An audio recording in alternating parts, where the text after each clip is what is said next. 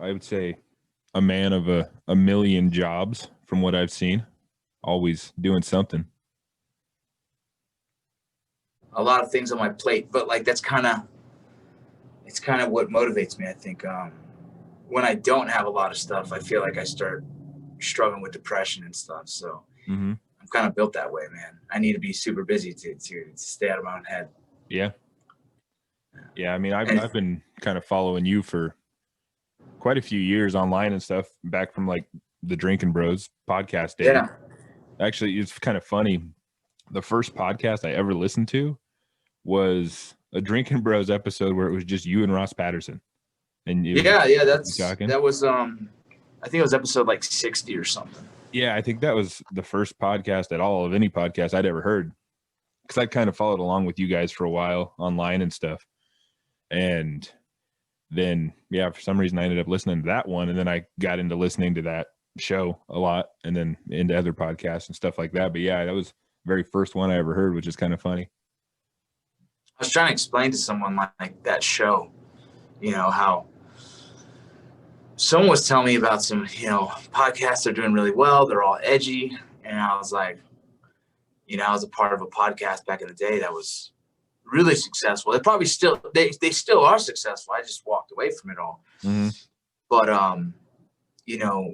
that's when I've been listening to podcasts for years, bro. Like I'm a Joe Rogan from back in the day, when he first started, and when podcasting was good.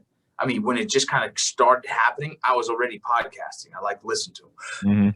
And so when Article 15 clothing and Drinkin Bros was kind of created, I told the guys, I said, I think we need to do a podcast. And no one really understood the podcast realm. So, and Ross did a little bit.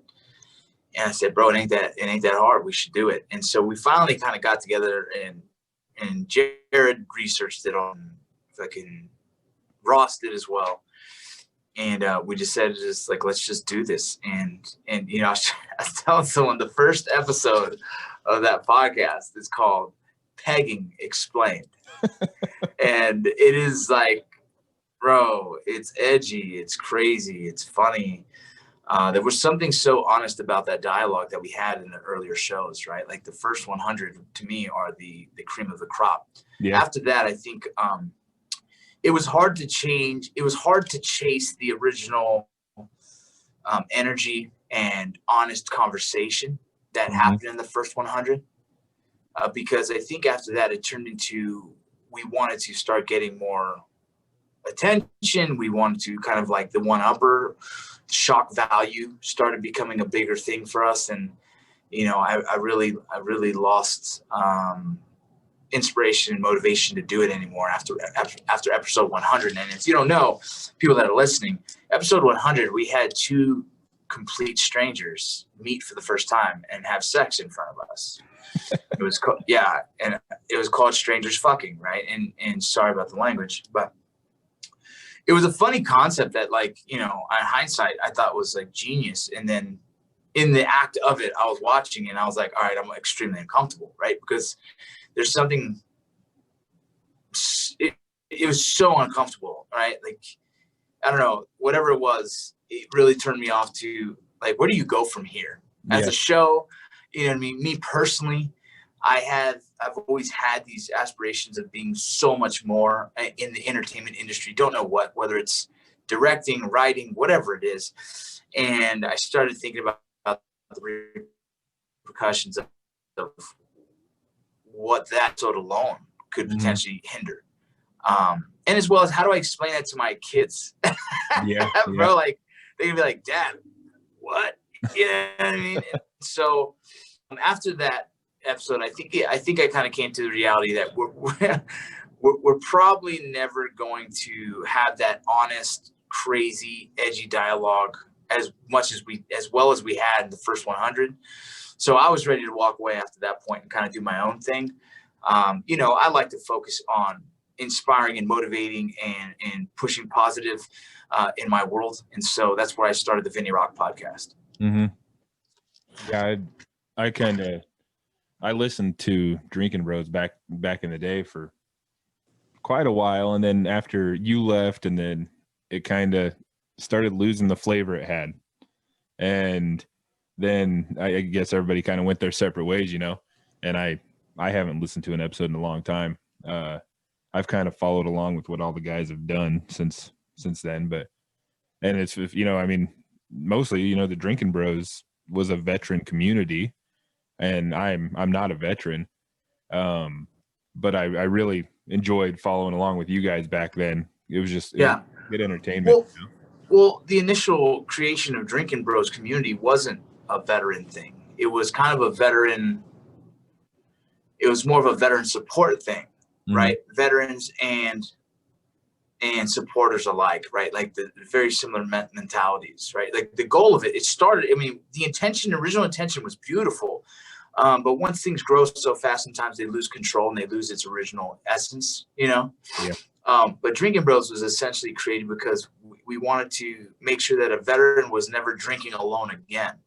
We wanted to create a community where you can say, hey, I'm having a rough day. I'm going to be at the bar. Does anyone want to join me for a beer? And have someone show up there and be kind of a peer support. And peer support doesn't need to be a veteran. It can be anyone that just is like a supporter of America, a patriot, a really just, you know what I mean? Someone who's just there to help the fucking American people keep fucking kicking ass. And that's really what the essence of Drinkin Bros was. I personally loved it. I was one of the guys who created the original idea. I thought it was important to have that, but remember that's 2014. I'm a whole different man now. I'm sober 2 years. You know what I mean? Oh yeah, I didn't know that. I'm finishing up college. My bachelor's is in psychology, and I'm doing a lot of studies right now on alcoholism and post-traumatic stress and how the combination is suicide ideation, right? And so these things that I'm like, man, as much as I thought I had the answer to help our community, the truth is I wasn't helping. I was actually hurting our community by pushing alcoholism in a sense, right? For those who weren't mature enough to handle it on their own, which, if the veteran community struggles with alcoholism, it does, right? It being able to heal their trauma effectively through whatever counseling or a bunch of other modalities that you can do, modalities that you can use that are outside of, basic medical practices. But we all tend to go to the bottle to kind of give ourselves a self-therapy, you know what I mean? And we've almost told ourselves this is common, right? It's cool. Let's just go have beer, blow off steam. In the brain, though, that's the wrong answer. And so studying all these years, I'm like, oh shit, I kind of fucked up. I mean, my intentions were good. The group's intentions were good, right? We all needed that at the time. I think Drinkin Bros in Article 15 was a time for my own healing and struggling with post-traumatic stress and struggling with not fitting in with the people around me. I didn't understand. My world was war, man. My world was special operations. It was kicking in doors and fucking training for the worst moments ever, and to put that in perspective, in the Border Patrol, I was still special operations in the Border Patrol, and I was doing search and rescue missions, and I was doing, tactical medical missions. I was doing water rescue missions. And recently my wife's like, man, I would love to learn how to rappel.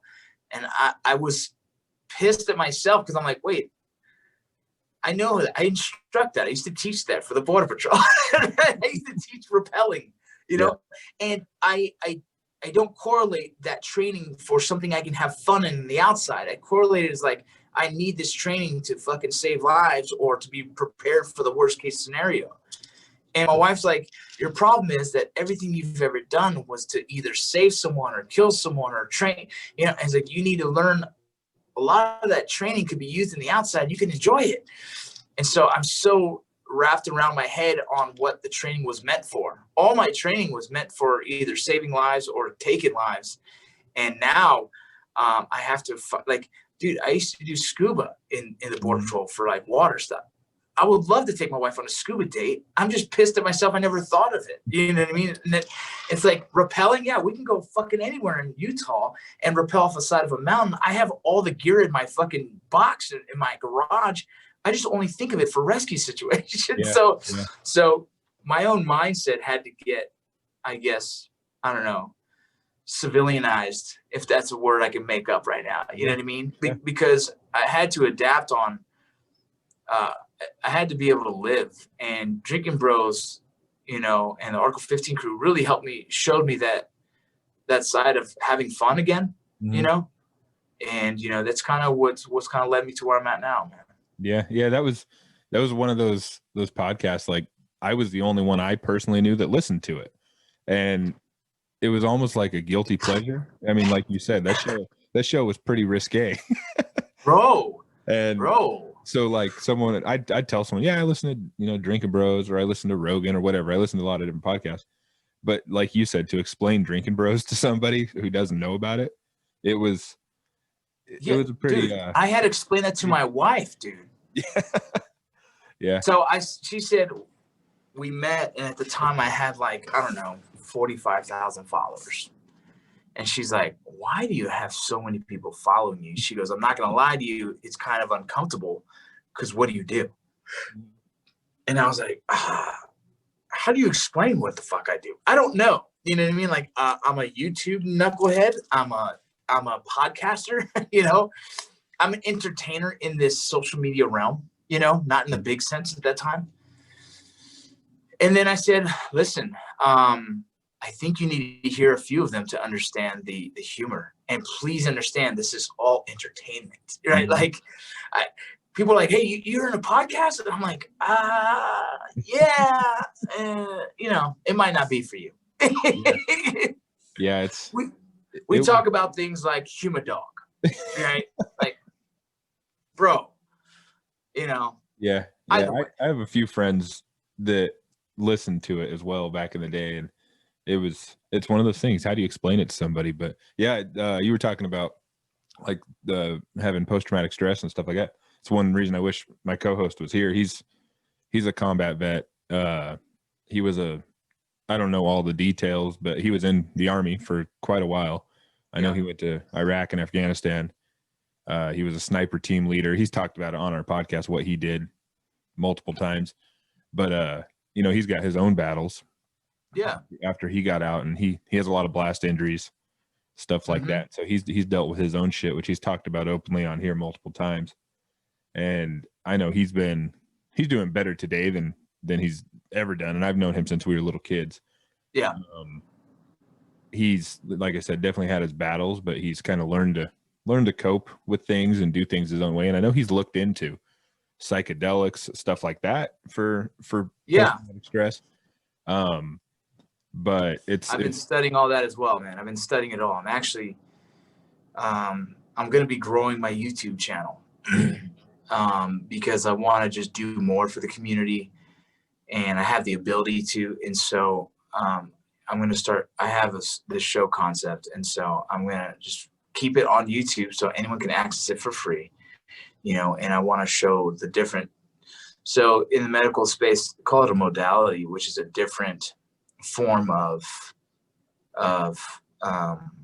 therapy, right? There's many different forms of therapy. And so I want to highlight all of them and put myself through them. I want to be your guinea pig, right? For healing, and film a full episode on it and give my after effects, you know, my AAR, they call it in the Army, is an after action review, and say, hey, here's what I just went through. Here's what I experienced. And here's what I think. I think it's fucking rad. Or personally, I didn't get nothing out of it, whatever the case may be. But if I can be that educator for our community, and not even our community, right? I say community, but like, we have to acknowledge the fact that trauma is not a veteran thing. Trauma is humanity, right? Humans, we all experience trauma. And what we don't do enough of is healing, right? We don't accept that we need healing. What we do is we compile more shit on top of that and say, fuck it, I'll just ignore that. That didn't happen. And what I've learned throughout the years of just my own struggles is that it always rears its ugly face at the worst times. Yeah. And so with that being said, having, the significant following, and, I'm always growing that following as much as I can, because I think a bigger microphone is more important for what I try to do for the community. What I try to do for society is just like the pushing that positive and information platform. I should be, if no one else is doing it, it might as well be me, And so that's kind of the take. A lot of hats. But yeah, you wear a lot of hats, and I mean, what can you give I guess my listeners a little list of everything you do, because you do a lot. Yeah. Let's see. So I was a veteran. I was a Border Patrol agent. I am now a veteran advocate. I'm an actor, an author, a singer, a writer, a producer, director, a dad. I work in sales on the day job. I own multiple different businesses. I'm just an all-around American hustler, man. For me, it's all about, so I'm a creator, and I'll say it that way. If you want to kind of break down what I am, I'm a storyteller and a creator, and that goes for writing, for music, for scripts, for acting. So if you want to bundle me into anything, it's a storyteller and a writer. I write music, I write scripts, I write books, I write speeches, and I perform all this as well. And so, genuinely, that was my dream as a child, to be a writer. I was a baseball player, and then I told myself I'd love to be a writer. I'm still working on that writing side of things. I don't think I'm good enough to do, I'm always working on writing. Is like a muscle. The more you write, the better you get. So I write every day almost, whether it's in my notes on my phone, whether it's on my computer, and I'm really, striving to perfect that skill set. But, all in a nutshell, that's pretty much who I am. Yeah. Yeah. It's like I said, I followed you since back in the day, and it seems like you're always pushing to be better, first of all. And then you're just, like you said, you hustle, you do what you do to make ends meet, which I think that's important for people out there to see online or wherever, because it's motivating. It gives people, so you were actually kind of a motivator to me back in the day, because I remember hearing you on a podcast saying how you were doing Uber on the side to make ends meet. And I ended up doing the same shit. I was doing Uber on the side on top of my full-time job. That my full-time job keeps me pretty damn busy. But there was a time where things got tight, and I'm like, well, shit, what do I do? And so I started doing Uber. My co-host as well did the same thing. And that stemmed from hearing somebody like you say you were doing that on the side as well. And I didn't want to be out there. Yeah, bro, you have to find a way. You do, especially when you have people depending on you. And, I've got a wife and kids, and not as many kids as you do, but, but yeah, I didn't want to be out there driving drunks around all night, but you got to do what you got to do to make it work, So I did that for a couple of years when we needed it, and it helped, anything helps. Anything helps, man. If you're knocking out one bill with that, it works, man. Yeah, I know, dude. Trust me, I still to this day. So most people don't know, I still have a day job. When I'm home in Utah, I work in addiction and mental health for toxicology. And so I have about 8 clinics I service to make sure that they're getting their frequent urinalysis testing done. Mm-hmm. Because in the addiction and mental health space,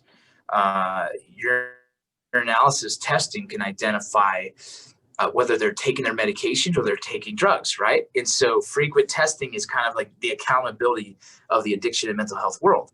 And my buddy owns this company, and right before COVID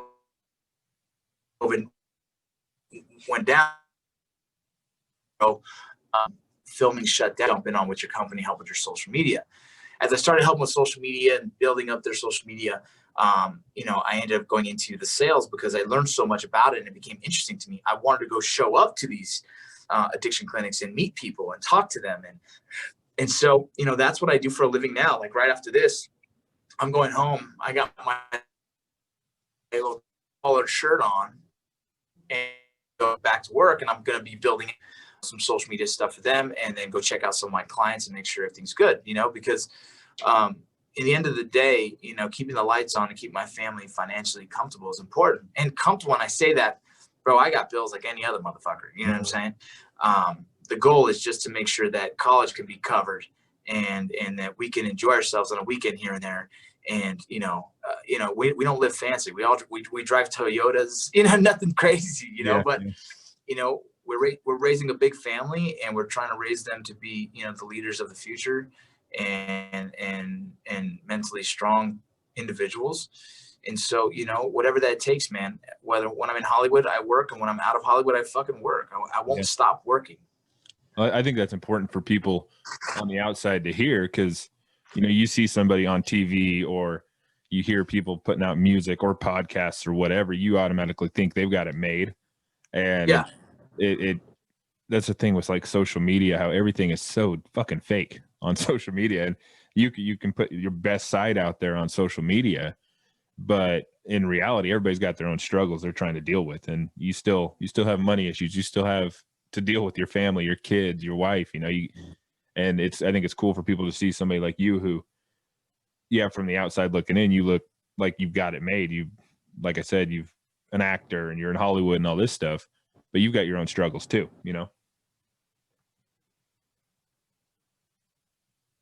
Yeah.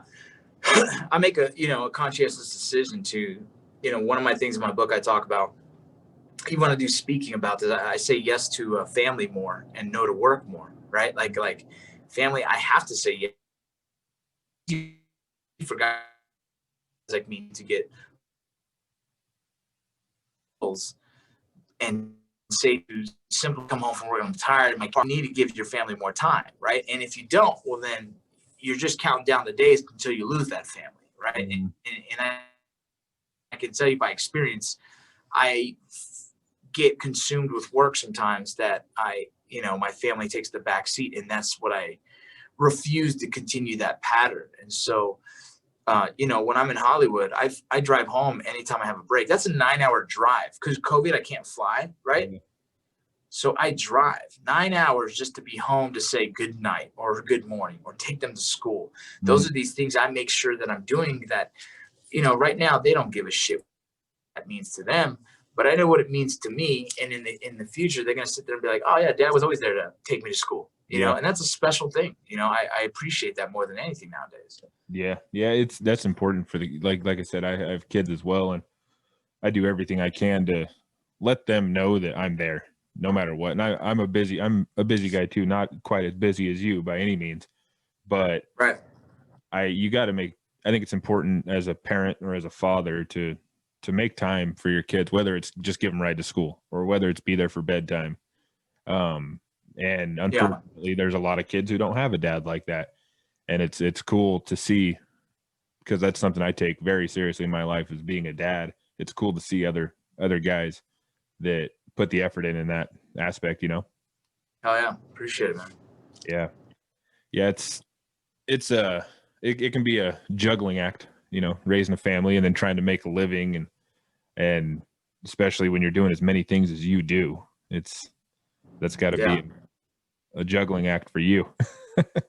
Yeah, man. But so like this, I'll give you an example. If Mayans, I'm coming up on another season, I'm hoping to get paid more, right? I'm going to try and negotiate that. If it works out, cool, I'll keep doing it. If it doesn't work out, well, then it doesn't make sense, right? Acting, fame, I don't give a fuck about. You know what I mean? I care about being home. I want to coach my kids. So I'm not above finding another day job out here and just to make sure that my family's taken care of. I'm not above working at this toxicology lab. I deal with urine daily, people's urine. I'm not above it, bro. You know what I mean? And so that's where I have to keep my head at. I have to keep my head, if I needed to, I'd be a manager at fucking McDonald's. I don't give a fuck. My goal is to be a father first, a husband first. Those are the two things that that's everything. if fame takes off and all of a sudden I'm going to be busy 365 days out of the year and not see my family, well, then fame ain't worth it to me. I don't give a fuck about that. Like, I don't care about red carpets. I don't care about people knowing my name and seeing, oh, all this shit. I don't give a fuck. My why, my reason, the reason I wake up every fucking day is to serve. You know, there's a Christian side of me that I don't expose to the world because it's no one's fucking business. That is, I wholeheartely want to serve others, dude. You know what I mean? And whether that's a Christian thing, whether it's just a healing thing for myself, I've chosen that path. I will live to serve others, help others get success. That's it. Yeah. And that fills me with enough fucking motivation and inspiration to keep pushing forward. That's all I need, dude. So that's a phone call. That's a podcast we're doing. That's a fucking text message. That's an email. That's whatever it is. It's a video. All these things are me serving others. Great. Yeah. You know, there's a bigger purpose, bigger than myself. And I'm here to serve that in whatever capacity fucking people want to take that. But for me, as long as it stays in that space, I'm happy. I'm genuinely fucking happy. You know what I mean? If I can pay my bills and I can live to serve, I'm good. I fulfilled my needs. And I'm home. You know, besides that, like, so I don't need acting as much as actors normally need it. Actors go from one set to another set to another set to another set. I'll never be that guy. Yeah. The only time I'll ever be that is if I'm telling the story that I want to tell. If I'm writing these stories that are important for society to listen to, that's where my work to me is important. You know, the biggest influencers of our time are on mainstream media and social media. How the fuck is Kim Kardashian fucking inspiring and motivating anyone? I don't fucking know. You know what I'm saying? But she has the platform for it. I just want to build my platform so I can continue to serve and be hopefully, you know, that good versus evil, if you want to put it that way. I want to inspire instead of manipulate. Yeah. Yeah. That's something I've kind of got from you, just from following you, as you can tell that you're trying to help other people out. And then, I mean, my own personal experience, when I sent you a DM on social media when we were starting this podcast, because I know you knew podcasting, you didn't even hesitate and you hit me right back. You asked me for my phone number. You gave me a call, and that was really cool because you didn't have to do that shit. But as you said, you like to help people, and you gave me some good advice. Yeah. And we got this thing rolling, and that was really cool. So I guess this is a good place to ask you about helping people. You want to talk about Beteran a little bit, because I know that that's something you're doing right now. Yeah. And I've been talking with Jeff Hernandez. Yeah. So, you know, throughout the years. Yeah. Shampoo. We've been talking back and forth, and I know he's involved with that, and he speaks pretty highly of you. And I think I'm going to try to get him on as well, because he seems like a funny dude. But yeah, I've been talking with him. Oh, Shampoo, he's great. Yeah, Jeff's great, man. Every time I call him, he goes, "Hello, handsome," and it just makes you feel good. Yeah, we were messaging back and forth yesterday, and he ended up following my personal page, and it's private, and I accepted it, and he messages me. He says, "Did we just become best friends?" And I messaged him back, "Yep." And then he doesn't take much time at all. He sends me like a shitty Photoshop picture of Step Brothers with my face and his face. He's good people, man. Yeah, he's good people. But yeah, so, yeah, dude. So Beteran. It started in the necessity for me to create something that's bigger than what I'm doing. Right. I don't want the Vincent Vargas brand to be this. You know, it's going to help veterans, but there's got to be something I can give. Right. There's something there for the community that needs to be done. And I wanted to fill that void. You know, there's all these t-shirt companies out there that are just, you know, they're just t-shirt companies. They're cool. My goal with Beteran was to create a brand that is more than just the apparel. The apparel side of things is really the revenue stream it takes to build an organization. Beteran is in the word. I want to build better veterans, right? And for me, it's a focus on my own community first. I have to hit my community first before I step out and start helping the rest of the world. But there's a lot of nuances that what I give, the speeches I give, the content I create, everything is for the world. Anyone listens to it, it'll help and inspire and motivate others as well, right? It'll show the way of getting yourself into a healthier mindset. And so Beteran is nothing more than you got your business side, which is like Beteran.com.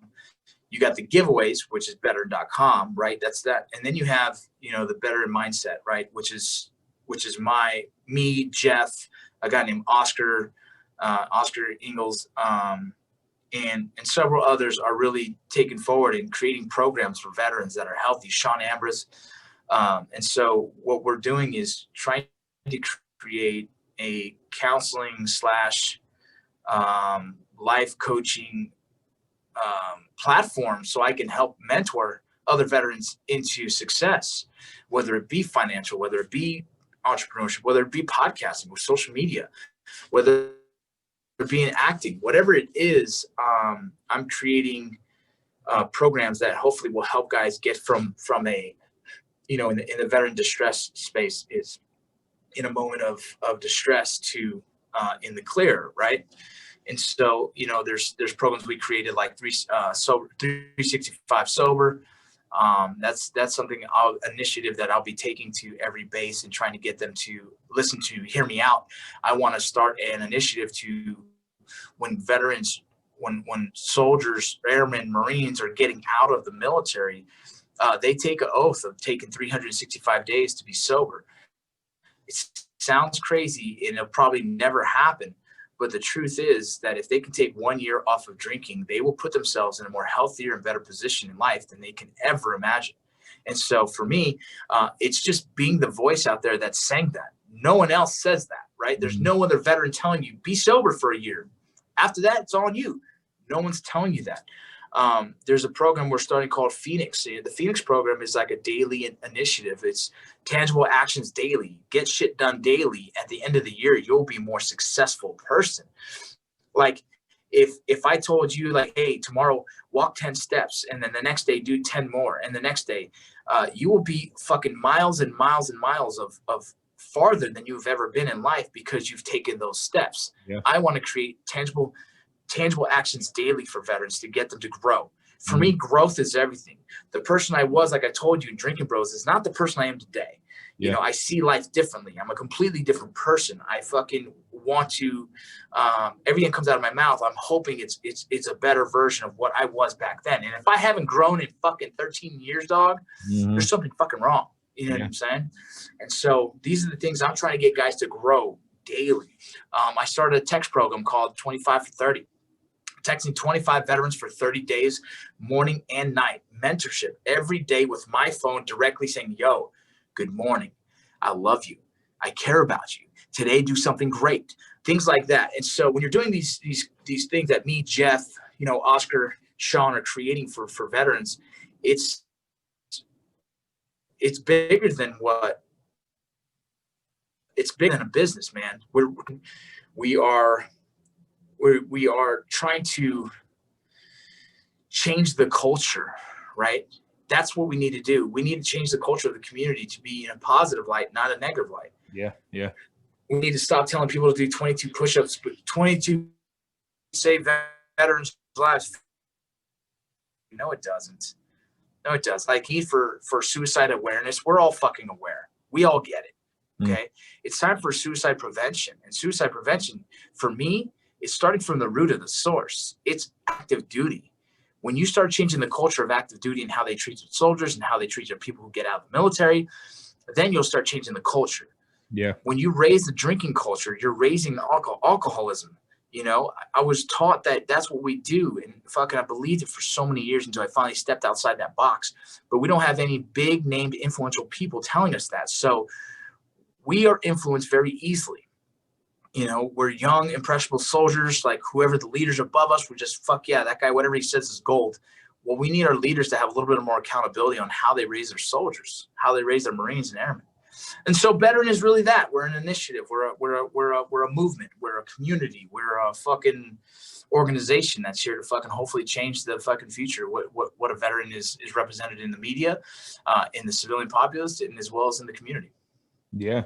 I think it's important for anybody in life to, first of all, have motivation to do better, but to see somebody kind of like you who's championing that. And it doesn't even have to be a veteran. I mean, anybody who's in a bad spot in life, if they see somebody who's doing cool things, they see that that's possible for maybe them. You know what I mean?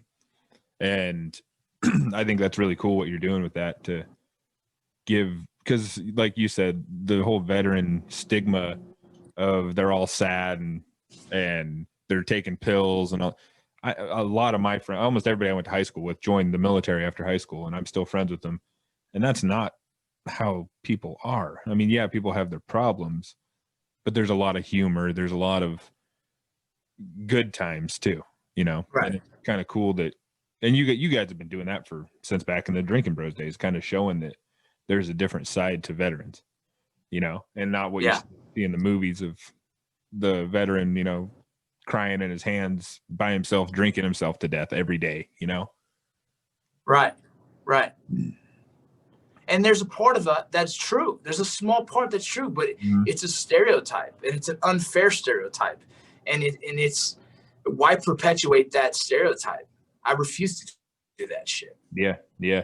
That's pretty cool. I've always kind of respected that about you, and to see how you're still pushing, you're still doing your thing and changing nonstop to try and just be better. That's really, really good to see. I think that's good for anybody to see. That's the good side of social media. Yeah. You know, when you see that type of stuff, then you see somebody, you know, and just this conversation alone is inspiring me and giving me what I'm going to be doing next. Yeah. It's when it comes to social media, it's a weird world, because it can be negative as shit, but there's a positive side to it too. Like seeing guys. Well, negativity generates shares. Yeah. Unfortunately.